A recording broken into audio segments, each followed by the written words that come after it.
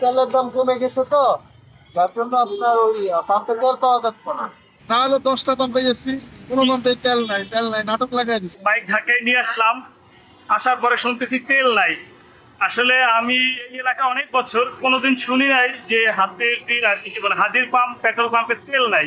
গত রাত থেকে আজ পর্যন্ত মানে সকাল পর্যন্ত যতবার বের হয়েছি কোথাও কোনো তেল পাচ্ছে না, কোনো পূর্ব ইন্ডিকেশন ছাড়া হঠাৎ করে মানে তেল বন্ধ করে দেওয়া যাত্রীদের বা সাধারণ মানুষের যে ভোগান্তি, এই ভোগান্তি থেকে আসলে মুক্ত হওয়ার কোনো উপায় নেই।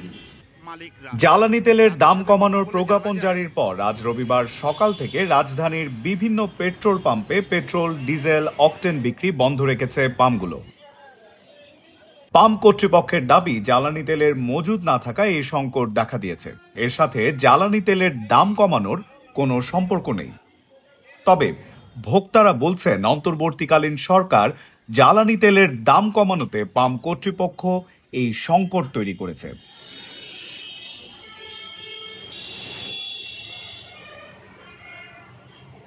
হয়তো বা ওই যে দাম কমে যাওয়ার কারণে তারা আগে থেকে যা স্টক তেল ছিল সব বিক্রি করে দিচ্ছে।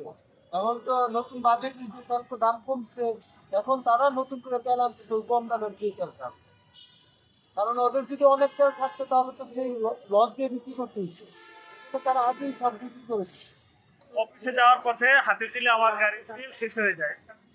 হাতির দিলে কাছাকাছি আমার কাছে এটাই মনে হচ্ছে পাম্প। আমি বাইক ঢাকায় নিয়ে আসলাম, আসার পরে শুনতেছি তেল নাই। আসলে আমি এই এলাকা অনেক বছর কোনোদিন শুনি নাই যে হাতের দিন আর কি বলে হাজির পাম্প পেট্রোল পাম্পে তেল নাই। আজকে হঠাৎ তেল দাম কমছে, এই কারণে কম নাই নাকি রেগুলারলি কম নাই, আসলে এটা ঠিক আমি বুঝতে পারতেছি না বা আমার জানা নাই। আমরা যে কয়েকটা পেট্রোল পাম্পে গিয়েছি সবাই বললো যে তেলের দাম কমে গিয়েছে, ডিজেলের আগে আমরা তেল পাম্প করি।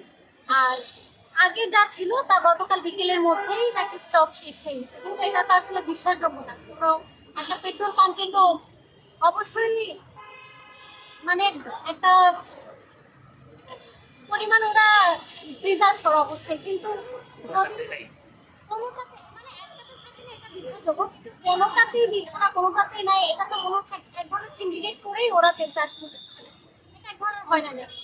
9:30 থেকে এখন অলমোস্ট 11টা বাজে, আমরা এখনো কোথাও মানে কোনো পাম্পে তেল পাচ্ছি। এখানে বলা হয়েছে যে ভিআইপি মুভমেন্টের পরে হয়তো আমাদেরকে তেল দেওয়া হবে, কিন্তু এটা আসলে কতটুকু সত্যি বা এটা কতটুকু সেটা আমরা মিরপুর থেকে এই পর্যন্ত 2টা পাম্পে আমি খুঁজলাম, 2টা পাম্পে তো তারা তেল দিচ্ছে না, বলছে তেল নেই, পাম্প তেল দেওয়া বন্ধ। আচ্ছা, মানে হুট করে সরকারি ছাড়া হুট করে মানুষ এভাবে তেল বন্ধ করে দিতে পারে, কারণ আমাদের সাধারণ মানুষের ভোগান্তি তো আসলে দেখবে। না হলে 10টা পাম্পে গেছি, কোনো পাম্পে তেল নাই, তেল নাই, নাটক লাগাই দিচ্ছে, বুঝলেন না? এখন দাম কমছে, কমছে কি কমছে এমন কমছে দেখে মানে এখন কি হলো যে তেল নাই। আর যদি বাড়তো তাহলে 1 ঘন্টা বন্ধ রাখতো, 1 ঘন্টা পরে আবার তেল আয়া পড়তো, তেল দিত, মানে তেলের দাম বাইরে গেছে। গত সপ্তাহে জ্বালানি তেলের দাম কমানোর সিদ্ধান্ত নেয় অন্তর্বর্তীকালীন সরকার। আজ 1 সেপ্টেম্বর থেকে এই প্রজ্ঞাপন কার্যকর হবে বলে জানানো হয় প্রজ্ঞাপনে। বৈশ্বিকভাবে জ্বালানি তেলের দামের সাথে সমন্বয় করে এই দাম নির্ধারণ করা হয়।